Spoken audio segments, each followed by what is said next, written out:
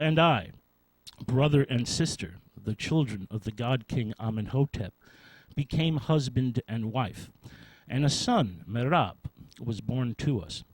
Neferkeptah, above all things, cared about the hidden wisdom of the ages. He learned all the magic that he could from reading the carved walls of the tombs, temples, and pyramids, but he desired more. So Neferkeptah sought the secrets from the city of the dead, the secrets of long-dead pharaohs, princes, and priests in Saqqara, the city of the dead. Well, one day Neferkeptah was studying some faded carvings on ancient temple walls when suddenly he heard the mocking laughter of an old, toothless priest. "All you can learn there is worthless," said the old priest. "I can tell you where to find the book that the god of wisdom, Thoth, wrote in his own hand. By just glancing at the first page," continued the old priest, "you will instantly be able to enchant both heaven and the earth, from the mountains and the seas to the deepest abyss. You will know what the animals, snakes, fish, and birds say. You will even be able to read all that is in the stars and know all the secrets of the gods." Neferkeptah, his eyes filled with wonder and desire, then said to the grinning priest, "Tell me what I must do, and I will do it. But you must tell me where the book of Thoth is." The priest responded, "If you will learn where the book lies, first you must bring me 100 bars of silver for my funeral, and give instructions that when I die, my body shall be buried like that of a great pharaoh." Neferkeptah did all that the old priest asked of him, and when he received the 100 bars of silver, the priest told the eager Neferkeptah that the book of Thoth lies beneath the middle of the Nile at Coptos, in an iron box. In that iron box is a box of bronze. Inside the bronze box is a box of sycamore. In the sycamore box is an ivory and ebony box. In the ivory and ebony box is a silver box. And inside the box of silver is a golden box. And inside that box of gold lies the book of Thoth. All around the iron box are snakes and scorpions, guarded by an immortal serpent that cannot be slain. Neferkeptah was beside himself and quickly went home, running from the shrine, to tell his wife all that he had learned. "Do not go to Coptos. Do not seek the book of Thoth," says his wife, Uhura. No, she's not the communications officer for Star Trek. It's a very ancient name. Now, "it will bring you only great sorrow, sorrow to you and to those you love." Well, in tears, she tries to hold Neferkeptah back, but it was all in vain. He shakes her off and goes to his father, the pharaoh, seeking the royal boat. For Neferkeptah desires to sail south without delay to Coptos, with his wife and son in tow, seeking the book of Thoth. All was quickly done as Setna wished. His father, the god king of Egypt, could deny him nothing. And so they sailed the Nile to Coptos. Upon arrival, the priestess of Isis and priests of Amun-Ra welcomed them, and they went to the temple of Isis and Horus, making a great sacrifice of a goose and an ox, and offering libations of wine. Then they feasted with the clergy inside a grand room in a fine house that looked out upon the Nile. On the morning of the 5th day, Neferkeptah went down to the river and cast a great enchantment. In a fine green mist, he created a cabin filled with workmen and fishing tackle. Magical workmen, by the way.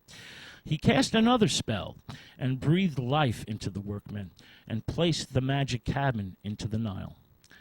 The spell also filled the royal boat with sand, and puts it out into the middle of the Nile until it reaches the same exact spot where below the waters the magic cabin rested. Neferkeptah then spoke ancient words of power that instantly caused the workmen to begin their task and find where the iron box with the book of Thoth lay. The magic workmen toiled without rest, never ceasing by day and never ceasing by night. On the third day, they finally reached the place where the sacred book lay. Then Neferkeptah cast out the sand, and they raised the book on it, till it stood upon a shoal above the level of the river. All above and about the iron box, snakes and scorpions twined, and the immortal serpent that could not be slain was entwined around the box itself. To the ancient Egyptians, the scorpion was a feared, dangerous, and sacred animal, worshipped as holy to fertility goddesses, and as protectors of the dead. In art, goddesses sometimes have scorpions on their heads, and scorpions sometimes have the head of Isis. So, the snake or serpent is very common in ancient Egypt.